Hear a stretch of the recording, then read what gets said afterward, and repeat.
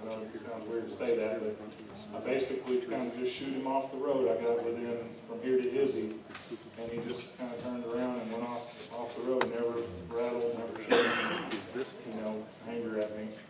Now the Cottonmouth, a whole other story. There's an absolute mess of water moccasins down in there. Those little guys do have attitude. I'll tell you, they might be this big curled up, but you just get near them and they open their mouth and they start warning you.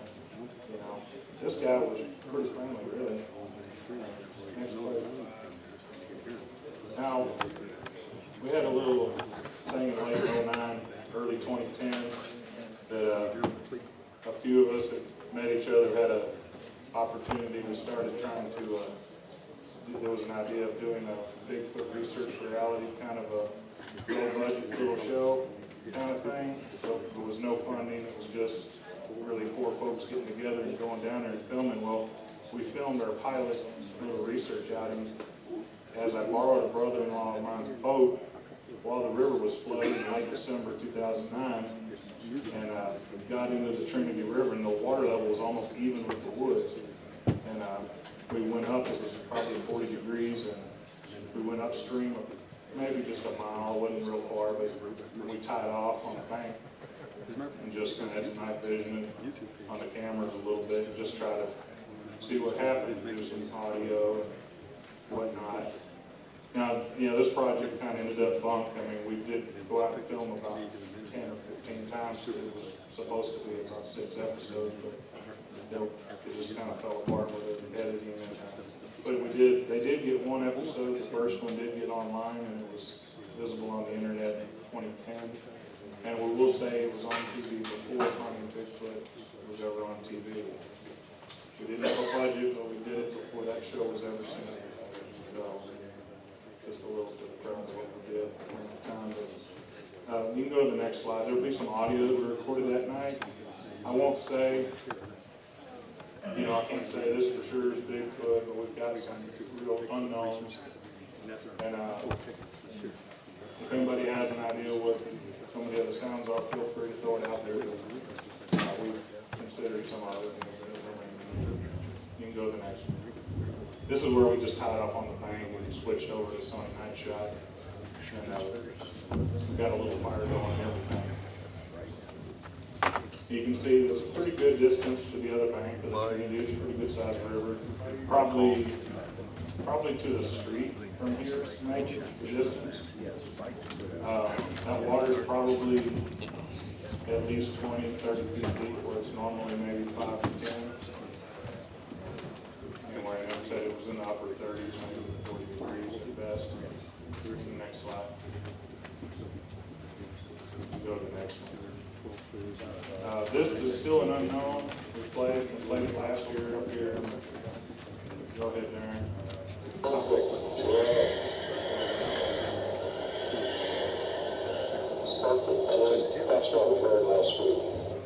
Now that was recorded on the river outing, but Mike and I had been in those woods about 10 days earlier, and I heard it 3 times exactly the same, but we didn't know what it was. The way it's sounding on this speaker is not as loud as it really was in person. We were out there, and this thing came from across the woods, loud as could be, and went off. And we're just like, we knew the recorder was on this time. We had it with us. We're just like, yes, they would hear us record. If you could play that, go back to the last slide. Play that one.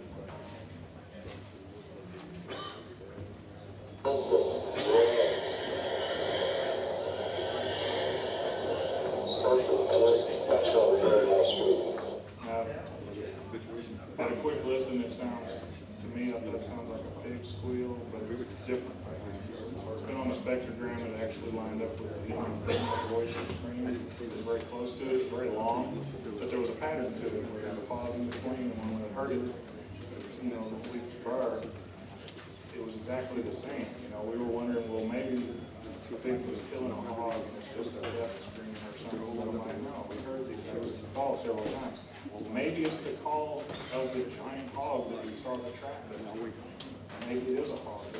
I played it for hog hunters. We have a lot of hog hunters around where I live and work, and they're like, that's not a hog. I hear hogs, big hogs that make a lot of noises, little squeals, but they're we were there, we had done some call blasts, we heard some distant vocals, not a good recording back, but at some point we were hearing something across the other side. We couldn't make it out, maybe some gibberish or some movement, but it's just a little bit out of earshot. But at some point we had the sound of a large rock laying in the water real close to our camp where we were at.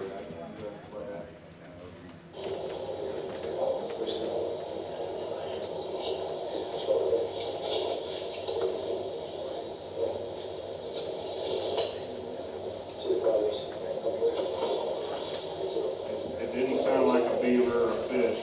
It sounded like maybe a bowling ball size or a grapefruit size object, splunking down in the water. Just, maybe I'm wrong, maybe it's a fish or a beaver in the middle of the night out in the water, but it really sounds more like an object going in the water. It doesn't sound like a slap. Then this next one we have, it was 3 in a row, the same call, like it was getting closer to us from that opposite bank. Like I said, all this happened the same evening. I don't know, maybe it's some kind of bird or a fox or something. I don't know. I'm not saying this is Bigfoot. Just not sure. But it was more strange stuff.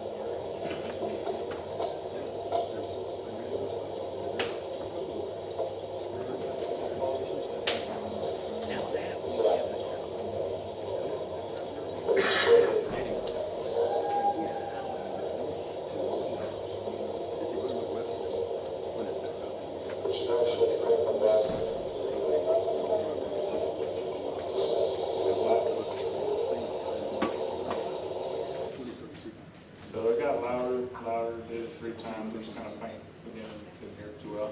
This is a recording from a couple of years earlier nearby. Street in Texas is the closest town to this area where we were at, probably 5 miles away.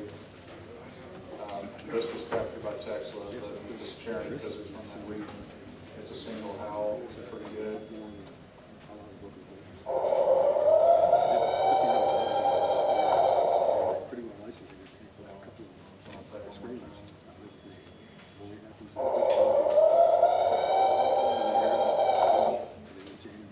That one doesn't sound like coyotes, so I feel that's a pretty authentic one.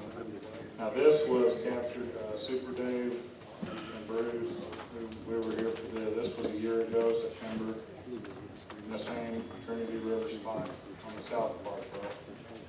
This was I believe I had done a Bobo style kind of a manual or a flip American kind of some little manual shriek. We had split our teams up, and the other guys were about a half mile down, and they said they didn't hear me, and I had timestamp on when I did, and they captured this going off real close to them. That I believe, and it was within less than a minute after I had made a sound, so I think it might have been answered back to what I did. Let's go ahead and hear this. I'm not playing it again.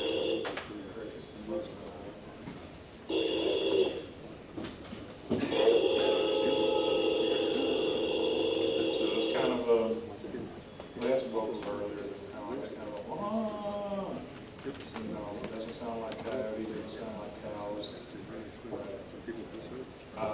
We do most of the activity we get are wood knock related. It would get, could just be during the night when we left a recorder. The creatures around there, we know they're there, but they're very shy.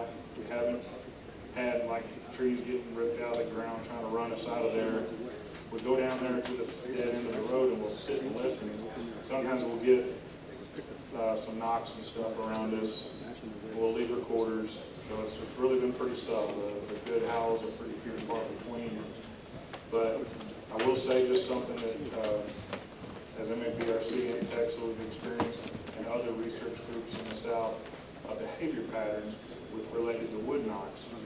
And it's not just, we know it's some kind of communication that they use, but one of the reasons they use it, we pretty well nailed this down, is when humans arrive to a location, there's often a single knock as a vehicle pulled in to notify the other vehicle, like, hey, we got people here. It's just a single knock. I just call it an arrival knock. Well, if you leave your audio running, you can leave and you're going to come back the next day and pick it up. And if I don't know you're recording, they don't know if that is. Oh, in instances up here in Oklahoma, in Texas, in several places, when a vehicle leaves, and I did this on Chambers Creek as well, that same weekend I had 24-hour recordings. I actually picked up some little knocks as a vehicle was approaching and as a vehicle was leaving, sometimes my own vehicle. But when a vehicle departs, you get a single knock. You get like a knock on arrival and a knock after an all clear sign.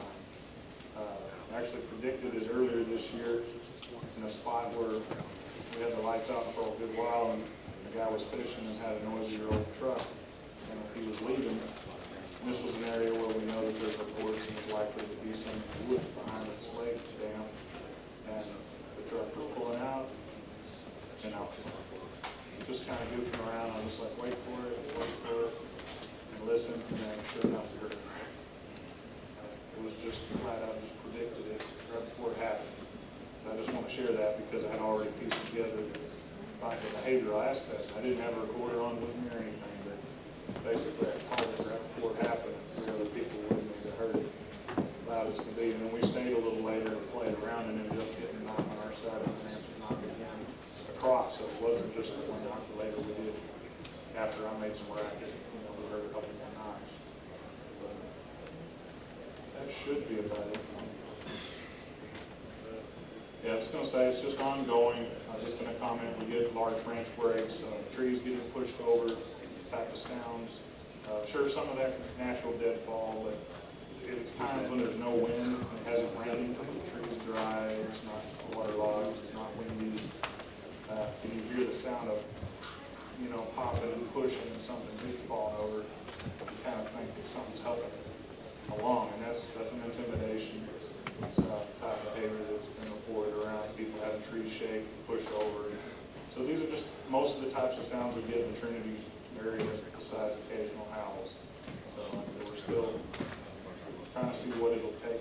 Maybe they know that we're different than the hunters that come in there to mess with them. In a sense, we just sit down there in chairs, and it's weird to them. Like they probably by now have seen us being numerous times down there, but I think they've gotten kind of shy with us. So hopefully we can bust through that and have the next level and we're going to change something up. All I say is just keep searching, my friend. Because it doesn't really end. Once you're in it probably for life. Unless you get scared out of it and go and stop. That's about all I got. Hopefully you heard me earlier when this was.